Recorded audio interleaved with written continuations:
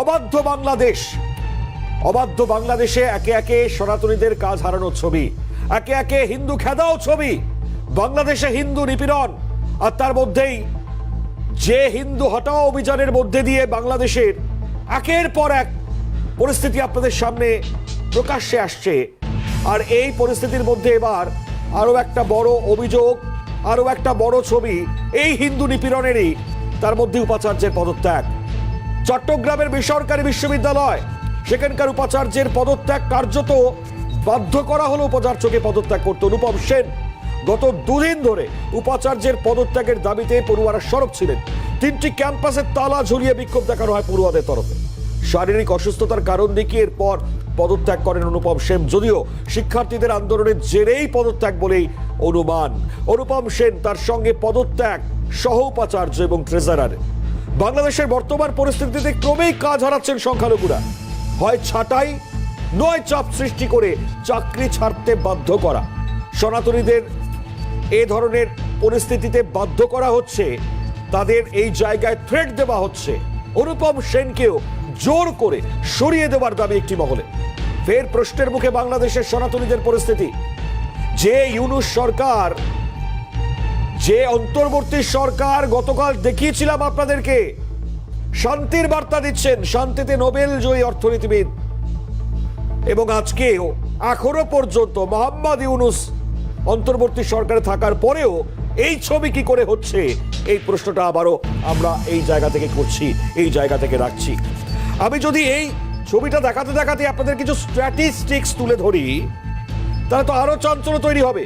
আমি আসবো এক এক করে সেই ছবিগুলো দেখাবো, কিন্তু সব থেকে চাঞ্চল্যকর বিষয় যেটা বলছিলাম, ঠিক দুদিন আগেই পদত্যাগের দাবিতে বিশ্ববিদ্যালয়ে বিক্ষোভ হয়েছিল। এবং জানি রাখি আপনাদেরকে, যেটা খবর পাওয়া যাচ্ছে, ইসলামী ছাত্র শিবির সেই বিক্ষোভে নেতৃত্ব দিয়েছিল। হিন্দু এবং ইসকনের সমর্থক হওয়ায় উপাচার্য অনুপম সেনের পদত্যাগ দাবি করে আন্দোলন শুরু হয়েছিল। তারপর শারীরিক অসুস্থতা, আর এই শারীরিক অসুস্থতার কারণ দেখিয়ে পদত্যাগ করে রাষ্ট্রপতির কাছে চিঠি পাঠিয়েছেন উপাচার্য অনুপম সেন। আজকে এই জায়গায় গিয়েছে পরিস্থিতি, আজকে এই জায়গায় বাধ্য করা হচ্ছে। গতকাল খবরের শিরোনামে উঠে এসেছিল যে একজন হিন্দু পরিবারে ঢুকে একজন মহিলাকে যেভাবে খুন করা হয়েছে, দুষ্কৃতীদের বিরুদ্ধে অভিযোগ। আজকে সেই পরিস্থিতিতেও একে একে প্রশ্ন উঠে গিয়েছিল। আমি যেটা বলছিলাম যে এই ছবিটাও দেখাচ্ছি, বাংলাদেশের সনাতনীরা যেভাবে কাজ হারাচ্ছেন, এবং এক এক করে যদি আমি স্ট্যাটিস্টিক্স দেখাই আপনাদেরকে, বা যে খবরটা এই মুহূর্তে জানাবো, তা হচ্ছে 3 ভাবে হিন্দু খেদাও চলছে। একেবারে 3 রকম ভাবে হিন্দু খেদাবের মধ্যে খুব তাৎপর্যপূর্ণভাবে যেটা দেখা যাচ্ছে, যে কখনো বাড়িতে ঢুকে হিন্দু পরিবার, তাদের বাড়িতে প্রবেশ, হামলা, মারধর, এবং সেই জায়গায় প্রবেশ করে একে একে একের পর এক বিশৃঙ্খল পরিস্থিতি তৈরি করা।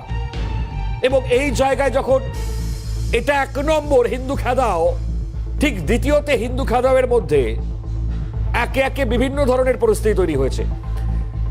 আমি যেটা বলছিলাম, এবং এর মধ্যে দাঁড়িয়ে এই হিন্দু হটাওয়ের মধ্যে তাৎপর্যপূর্ণভাবে এই পরিস্থিতিগুলো তৈরি হচ্ছে। 3 ধরনের পরিস্থিতির মধ্যে আমরা লক্ষ্য করতে পারছি যে এই জায়গা বিরাজ করছি। আমি যদি আরো বিষয় বিস্তারিত যাই, তাহলে সেক্ষেত্রে দেখা যাবে কর্মস্থল, যেটা সব থেকে বড় পয়েন্ট, যেটা বলছিলাম, যে কর্মস্থলে ঢুকে প্রেশার ক্রিয়েট করা এবং হিন্দুদেরকে হটাতে হবে। যারা হিন্দুরা রয়েছেন, কাজ করছেন, তাদেরকে হটিয়ে দাও, এই পরিস্থিতি তৈরি করা। তৃতীয়ত মিথ্যে মামলায় হিন্দুদের ফাঁসানো। আজকে বিভিন্ন পরিস্থিতির মধ্যে সনাতনী ধর্মাবলম্বী যারা মানুষজন রয়েছেন সেখানে, এছাড়াও সংখ্যালঘু যারা রয়েছেন, তার মধ্যে বিশেষ করে সনাতনীদের ওপর 3 ভাবে তাদেরকে হটাবার চেষ্টা, তাদের বিরুদ্ধে আক্রমণ, তাদের বিরুদ্ধে একে একে ক্ষোভ উগরে দেওয়া। আমি আবারও বলছি, 3 ভাবে হিন্দু হটাও, 3 ভাবে হিন্দু হটাও। সেই পরিস্থিতি আমরা লক্ষ্য করতে পারছি।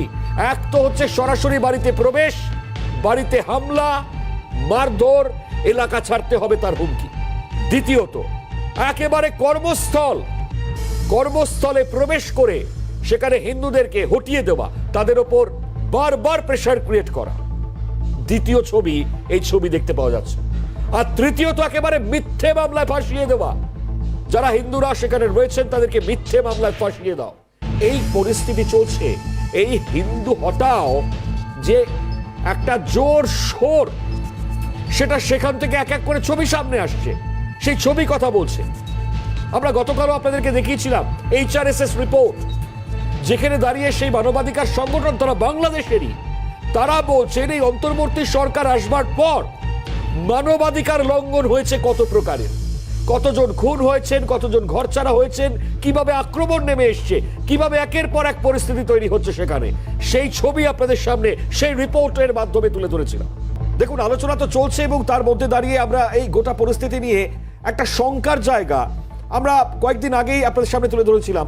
পরমাত্মানন্দজি মহারাজ এবং তিনি মহানির্বাণী আখড়ার তরফ থেকে দাঁড়িয়ে এই জায়গাটা বারবার স্পষ্ট করছিলেন। আমি একবার তার বক্তব্যটা শুনিয়ে রাখি এই অনুষ্ঠানে আমাদের ডিবেটে দুজনের সঙ্গে কথা বলবার আগে কি ঠিক বলছিলেন তিনি, একবার শুনুন।